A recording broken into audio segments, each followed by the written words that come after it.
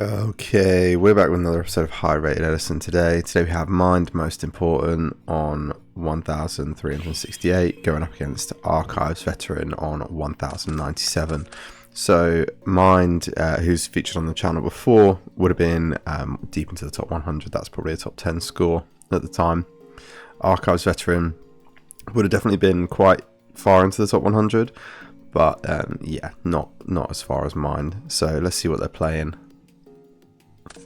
Opening hands are Avarice, Braincon, Moray, and Salvage. This is probably Frog OTK.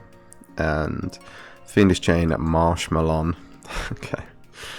Okay. Marshmallow, light level 3 fairy. Cannot be destroyed by battle after damage calculation. If this card is attacked and was face down at the start of the damage calc, the attacking player takes 1000 damage.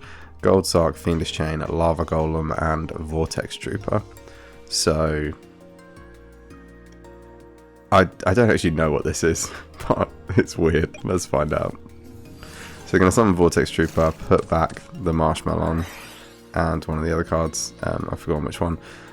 Draws into Gold Sark card destruction. They're going to Gold Sark, Grinder Golem, and Inferno Tempest. Okay. Yeah. Yep. So Grinder Golem can't be normaled or set. Must first be special summoned from your hand to your opponent's side of the field, and then you get 2 tokens. If you special summon this card, you can't normal summon or set during the same turn. And then Inferno Tempest, when you take 3000 or more battle damage from one attack, you can activate this card, remove from play all monsters in each player's deck and graveyard. So I think the idea is Grinder Golem, attack it with one of the tokens, play Infernal Tempest, and get rid of all the monsters. And then what, like, creature swap it or something? I don't know. Okay, we'll find out though. We'll find out. They're going to set the Fiendish Chain now. Pass. Draw for turn is the Fishborg. So Mind Most did a big thing. Just going to pass. Draw for turn is Infernal Tempest. So that's 1 on the Gold Sarks. Draw for turn is Dandelion. Set that Dandelion, pass. Draw for turn is Gravity Bind, and they're going to get the Grinder Golem and the Inferno Tempest back as well. So they can Grinder Golem, give it to their opponent, summon 2 tokens. Yep. And then attack in. Vortex Trooper are going to get destroyed, and then chain Infernal Tempest. Okay. And Mind Most just scooping. Yeah, I mean, I don't even know what do you do after this resolves though, right? So you attack in, remove all monsters in each player's deck and graveyard from play, and I guess you just win on deck count, maybe that's the goal. Or maybe they've got like DD Dynamite or something, but surely it's like, sure, this is still 3000. you don't have any monsters. I don't know. Okay. Okay, but yeah, I mean, Mind Most is staring this down with loads of spells and a Fishborg and about to lose half their deck. So, yeah, I get it. I've not seen this one before though. So, apologies if there's actually a real game plan and I'm getting it wrong.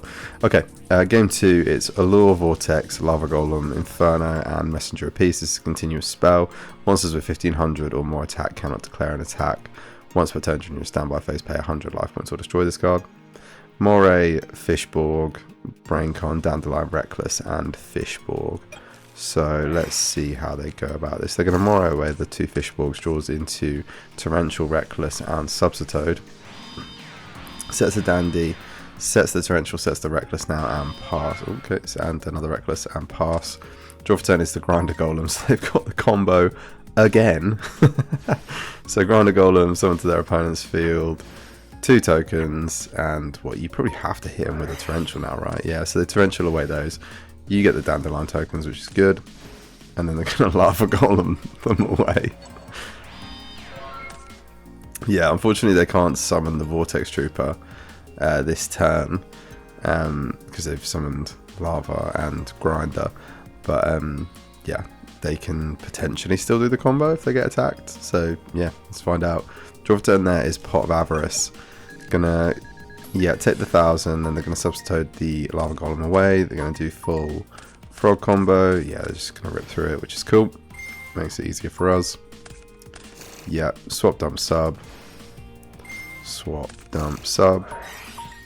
Can Reckless now that they've cleaned the whole deck out. So picks up a couple of Morays, a Dandelion and an Avarice. Yeah, can do a little bit more now. And then they can Avarice. Put back the Des, the swap, the Des, and the Des. Draws swap and Avarice. It can still resolve both of one of these. Yeah, they can still resolve both these Avarices with them Substitute still on field. They're just going to rip through the frogs again. And then, yeah, they're going to Moray back the swaps. Draws into Salvage, Foolish, Swap. They're going to Foolish the Fishborg finally. They're going to pitch the Dandelion for the Fishborg. Yeah, I mean, this is going to be enough, right? Yeah, and Archives has seen enough. Yeah, once they got Fishborg access, it was over. Okay, so going into game number 3 now. Archives is going to get to start. Yeah, so it is DD Dynamite, or at least this was in the list somewhere. We didn't see game 1. It could have been sided, but yeah. So the goal is then resolve the Inferno combo and DD Dynamite. That's the whole goal. And then I'm assuming like Fiendish Chain, Threatening Roar, Wobbleku, they're all just there to kind of preserve your life until you can do that. Okay, so opening hands, Salvage, Avarice, Des, Avarice, and Reckless. Necroface, okay, we also didn't see this, so Necroface. Level 4 Dark Zombie Monster. If this card's normal summon, shuffle all banished cards into the deck. This card gains 100 attack. 1,000 attack, can you imagine? For each shuffled into the main deck. By this effect, if this card is banished, each player banishes 5 cards from the top of their deck, or their entire deck if less than 5 cards. Okay, so when you resolve Inferno as well, you're also banishing cards from the top of your opponent's deck, which I guess is then gonna probably be enough in most cases. So if you imagine you're up against Black Wings, that's like 20 monsters, 20 spell traps.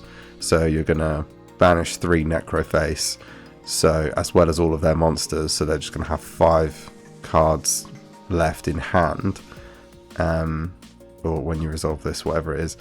So that would be enough for game, and you're only playing a limited amount of monsters, so it doesn't affect you. Okay, I'm seeing the vision. So it's Necroface, Threatening Roar, Gold Sark, DD Dynamite, Wobbleku, and Fiendish Chain. They've got a lot of win cons actually. I think about it. Set the Threatening Roar now. Pass. Draw for 10 is sub. Yeah, they're going to sub for swap. Swap, dump, Treeborn. Attack in. Yep. Bounce back. Sets the Reckless now and passes. Draw for 10 is Banisher of the Light. Any card sent to the graveyard is banished instead. Yeah, interesting. I guess this one's got big defense. Just why it's the choice, but they are summoning it in attack. I guess they've got Wobbleku and Threatening Roar to get it to defense. Okay, draw for 10 is Death Frog. Gonna swap Frog out now. Attempt to get a battle. That's gonna get met with a T-Roar. Yep. Pass. Draw for 10 is a Law. Gonna Gold Suck now, the DD Dynamite. Okay then. Okay, a Law.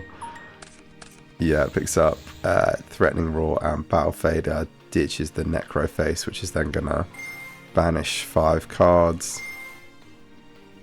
Okay. So on this side they hit Soul Release, Inferno Tempest, 2 Lava Golems and a Gold Sark. And on this side they hit 2 Fishborgs, 2 Morays and a Dandelion. Okay. This deck is so stupid. Okay, they're going to get Banisher to defense now. That's pretty good. Okay, draw for 10 is Dandelion. Yeah, which they're just going to set and pass. Draw for 10 is Marshmallow, which they're going to set and pass. Draw for 10 is Fishborg now. Yeah, they're just setting the Fishborg and passing. Draw for 10 is Dark Bribe. They're going to get the DD Dynamite back now. Yeah, draw for 10 is Flip Flop. They're going to set and pass. Draw for 10 is Threatening Roar. Pass. Reckless. Yeah, they've seen a Reckless, so they can fire this Reckless off now. And then they're going to bring back the Treeborn. Yep. They're going to Flip Flop now. Attempt. That's going to get met with the Fiendish Chain. Fiendish Chain's really good here, actually. Yeah, I like this. This is good. They're going to Moray back the Des on the swap. Draws into 2 swaps. 2 swaps from, what was that, a Substitute, I think? Okay, big things from mind, most important now. Yeah, I mean, to be fair, like, you know, you can't really moan about this. I haven't seen half of these cards before. And I literally watch Edison replays every day to make videos. This is so stupid. Okay, they're going to special summon the Swap Frog, bounce back the Flip Flop. Then they're going to bring out the Substitoad. Yeah, get rid of the Dandy for the dupe. And the Treeborn for the dupe. This is not great though. You've seen the Mad DD Dynamite. And yes, you're at 8,000. But like, multiple copies exist. And other things can also like hurt your life. Okay, pass. Draw for turn is Grinder Golem. Yeah, they can't use that at the minute. Sets Dark Bribe, sets T-Raw. Passes draw for turn. Yeah, isn't going to happen, but they are going to Reckless in end phase instead. Picks up Raigeki Break and a spell card. I didn't see what it was. Yeah, they're going to Swap Frog, bounce back. Now they can Brain Con, take the Banisher, but they are going to meet that with the Dark Bribe, pick up for turn, or pick up for the draw there is Salvage. Yeah, Substitoad, switch into defense, setting the Flip Flop, and setting the Raigeki Break. And the Salvage, they don't have to discard for hand size. Draw for turn there is Giant Trunade. Giant Trunade. Okay. They're going to play the Trunade. They're going to chain Raigeki Break to that. So the Banisher's going to go. And all the spell and traps going to go back to hand. They're going to set a few here. Okay, yeah, so the set there was Fiendish, DD Dynamite, and Threatening Roar. Is that enough? Oh, jeez. This is 39. Yeah, this is enough. Okay, so it's DD, and that is enough. Okay. Oh, what a stupid game. Can you imagine how annoyed you'd be if you were mine most important right now? You're queuing up with a very competent Fish OTK deck. A deck that you're also very competent with. We've seen them on this before. They're a really good player. And you come up against something that you just have no game plan for. That is just doing this kind of nonsense. What do I have to say about this? Yeah, I mean, it's cool. It's definitely a different take on a, like, I don't even know what to call this. A control, like, burn deck, I guess. I like the Infernal Tempest combo with the Grinder Golem, which will then banish Necro Faces, which is just a really cool like combo that you can do in this, and then just hope that like you're not up against Gigavice, which has like the same amount of monsters as you do. You know, because Gigavice is only playing like 9, 10, maybe 11 monsters, and we've seen that they've got probably 3 Lava Golem, 3 Grinder Golem, 3 Necroface, and a couple of Faders. So then you would be genuinely like not able to deck them out. But yeah, in almost every other case, the Inferno combo where you banish everything and then banish your own Necrofaces, forcing you and your opponent to banish the top 15 cards. That is just going to be an FTK, right? You got Gold Sark to facilitate that, Threatening Roar to see you through turns, Soul Release to further it, and then DD Dynamite as a bit of a, you know, burn if you don't deck them out. So very cool. I don't know what else to say. It's cool. I hate it. I would hate to come up against it, and I feel a bit sorry for my most important on the back of losing to this. But yeah, it's a good. It's competent. It does achieve. We watched it achieve what it was meant to achieve. Marshmallow always fun to see. That's what I will say. I mean, I don't mind seeing frogs lose. Frogs I despise. I think the Substitoad being legal in Edison is what makes it so like annoying to play sometimes. But you know, it still sucks to see you know, someone who's quite high rated queue with a decent deck and then lose to some absolute nonsense. But it's also cool seeing an Archives veteran doing it at the top of the ladder. So, you know, there's clearly they've clearly got a good handle on it and know what they're doing, know how to navigate the meta. And actually, Frogs didn't really have any weapons here. This really kind of negated their ability to do anything, especially the Banisher, because that's just stopping you going through, you know, your Substitute combo. So really cool deck. I'll try and get Archives on again, see how this deck fares against something else. But yeah, unfortunate for mine, most important there.